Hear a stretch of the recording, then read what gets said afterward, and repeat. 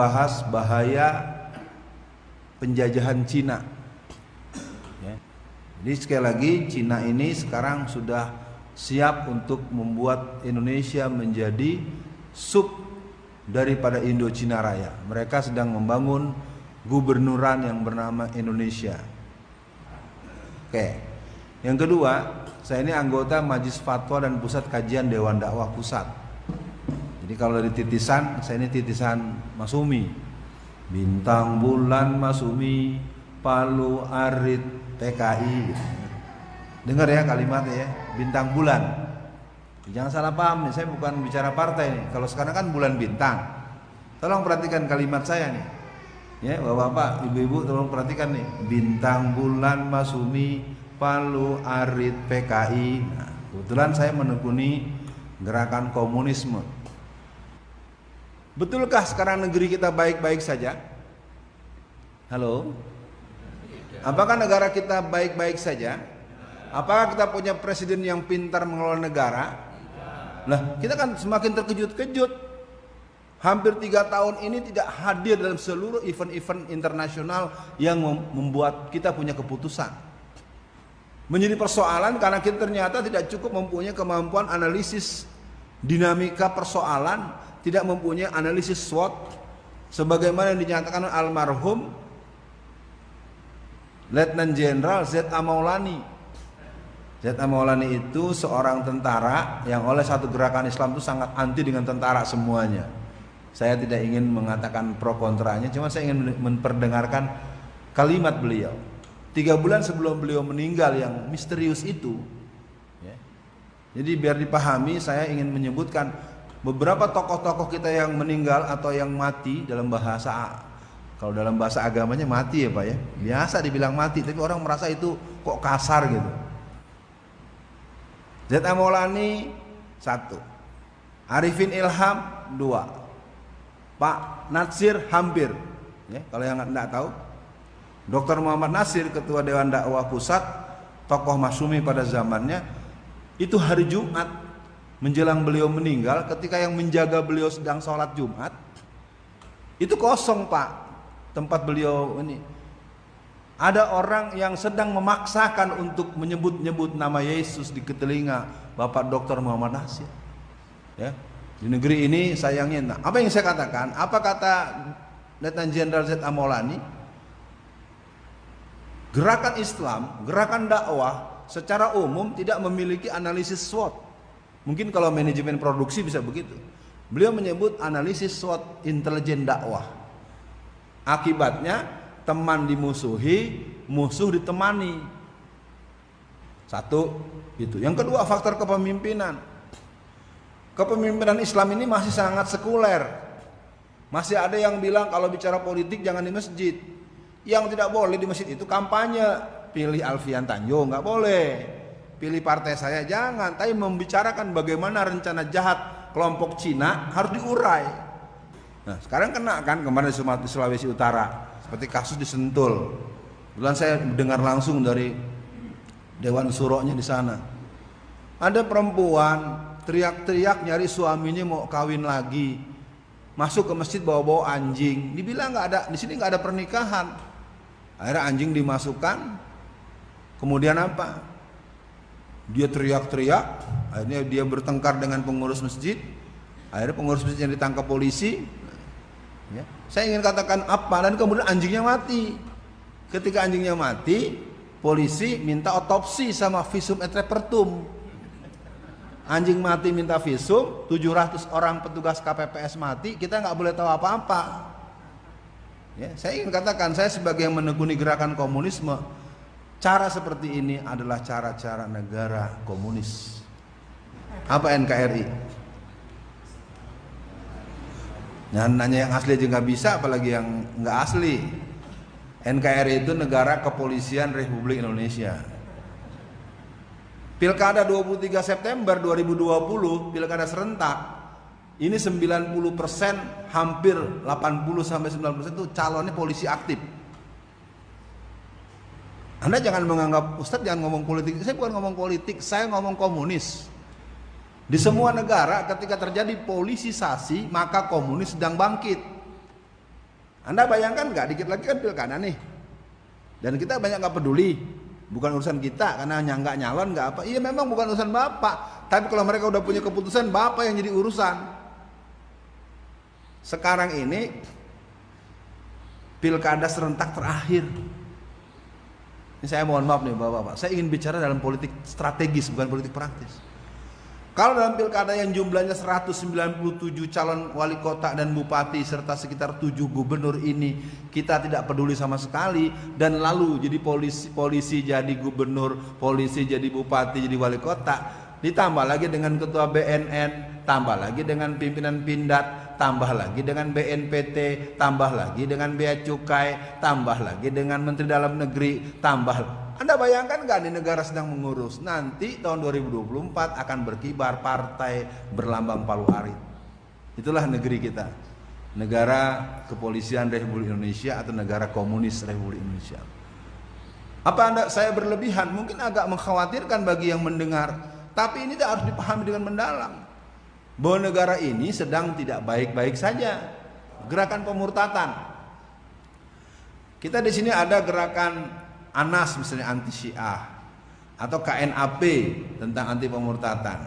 Tapi kalau menurut saya pemurtatan tidak terbendung dari pemurtatan yang membuat orang menjadi ragu dengan agama atau orang menjadi pindah agama. Tolong camkan baik-baik kalimat saya. Gerakan pemurtatan tidak melulu mengajak orang pindah agama, tapi membuat orang ragu dengan agama. Misalnya poligami. Mana ada sekarang ibu-ibu mendengar poligami dengan tersenyum? Ada juga dengan apa, mandau ya, dengan parang dan golok, kalau awas lo gitu kan. Kenapa itu? Itu gerakan pemurtatan. Saya sering tanya di pengajian ibu-ibu, di sini ibu-ibu ada nggak ya? Bu, ada bu? Ada. Saya tanya sama ibu, bu, kalau ada laki-laki sudah punya istri, terus nikah lagi, itu berzina atau bukan bu? Tuh, selesai kan?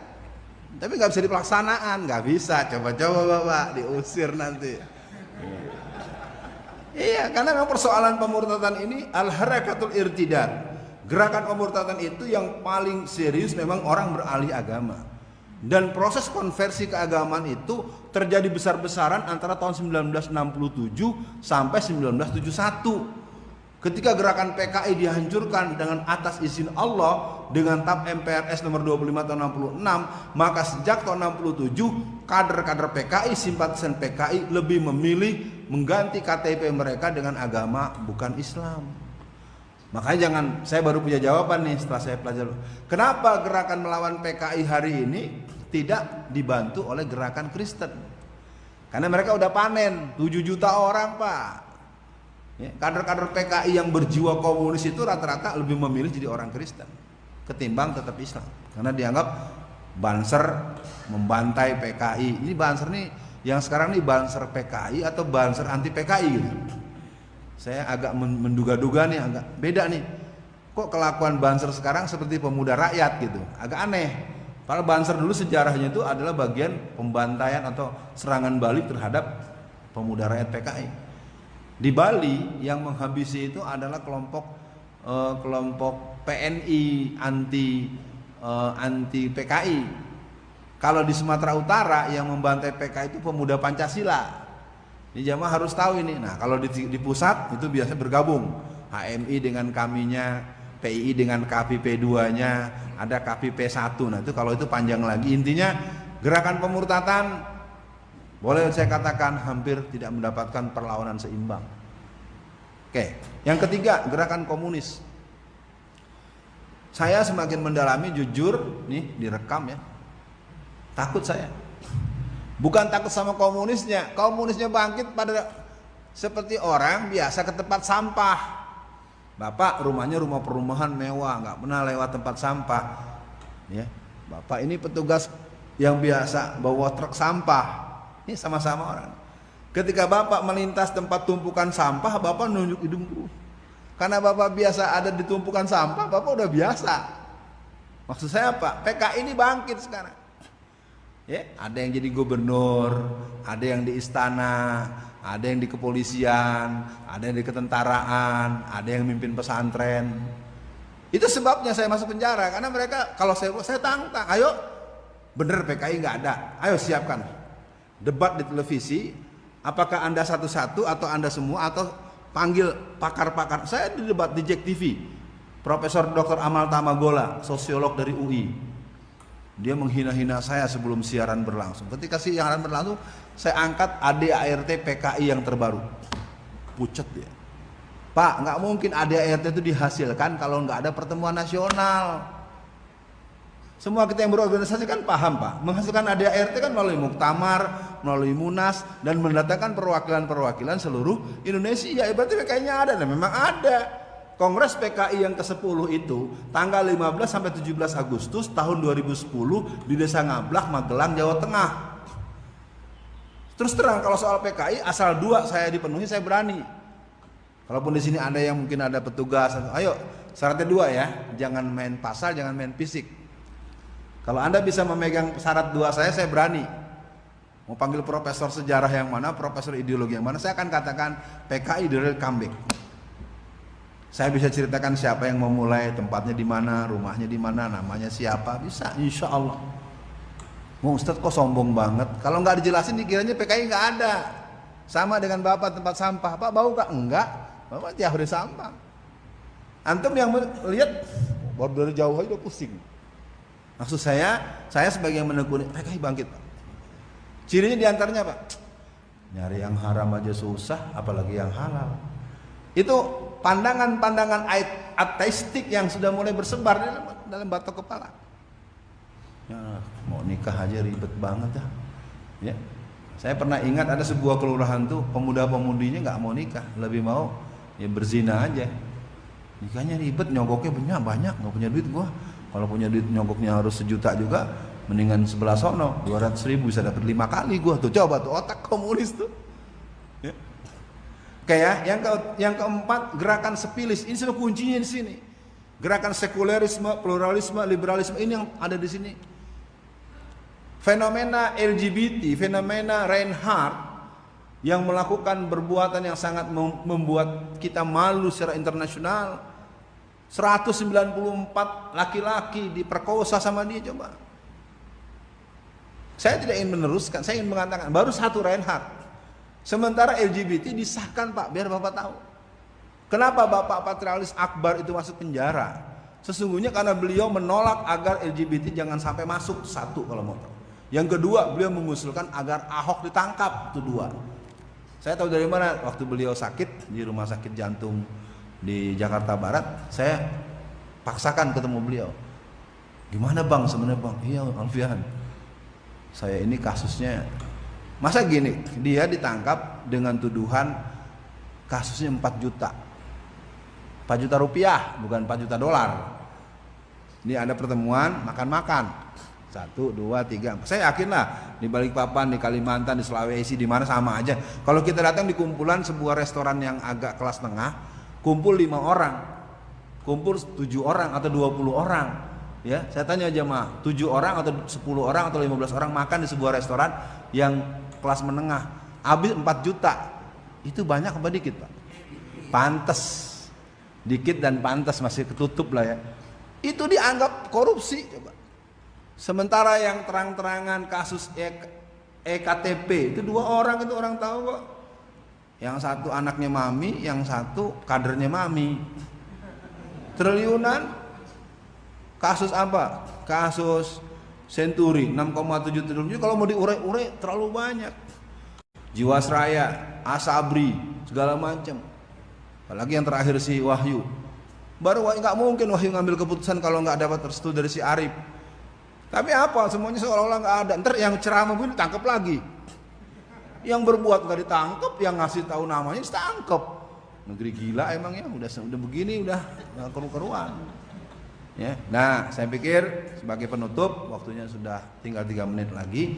Nah spill sih banyak uraiannya sebetulnya. 1, tadi soal poligami. Poligami bukan keharusan. Tapi jangan bilang poligami haram. Saya tahu betul ulama-ulama kita yang sangat dalam ilmu agamanya. Sebut siapa? Buya Hamka. Sebut siapa? Dr. Natsir. Sebut banyak ulama-ulama kita yang hafal. Mereka tidak punya istri lebih dari 1. Tapi mereka tidak pernah mengatakan poligami itu haram. 2, jihad. Jihad itu bukan jahat. Jihad itu sering dianggap sebagai sesuatu yang harus dihindari, padahal jihad ini harus dilatihkan. Tahukah jamaah semua, yang namanya Laskar Kristus, Laskar Bunda Maria, pasukan Kelawar Hitam, pasukan Super Ninja, pasukan Paulus, itu untuk dua satuan yang bernama pasukan Laskar Kristus yang bermarkas di Surabaya dan Kelawar Hitam yang bermarkas di Sulawesi, atau pasukan intelijen khusus mereka yang namanya pasukan Super Ninja yang ada di Tangerang, Banten, tidak pernah diidentifikasi polisi. Saya sempat komplain ke polisi. Anda kenapa sih begitu cepat kalau nangkepin Islam? Kalau yang dituduh teroris cepat. Tapi kalau yang Kristen, kalau yang Syiah, kalau yang lain-lain tidak. Jawabannya telak. Satu, tidak ada perintah dari atasan. Dua, tidak dapat uang. Itu diakui. Karena ngomongnya empat mata. Jadi saya nggak nyebut nama, nggak nyebut alamat, cuma nyebut kontennya saja. Jadi kalau kenapa gerakan, coba aja lihat yang membunuh tentara dan polisi di OPM itu kan kelompok pemuda-pemuda Kristen, pemuda gereja. Nggak pernah dibilang teroris. Atau kalau mau diikuti jamaah ya, tahun 2018 itu ada 41 ustadz kita yang sangat menderita.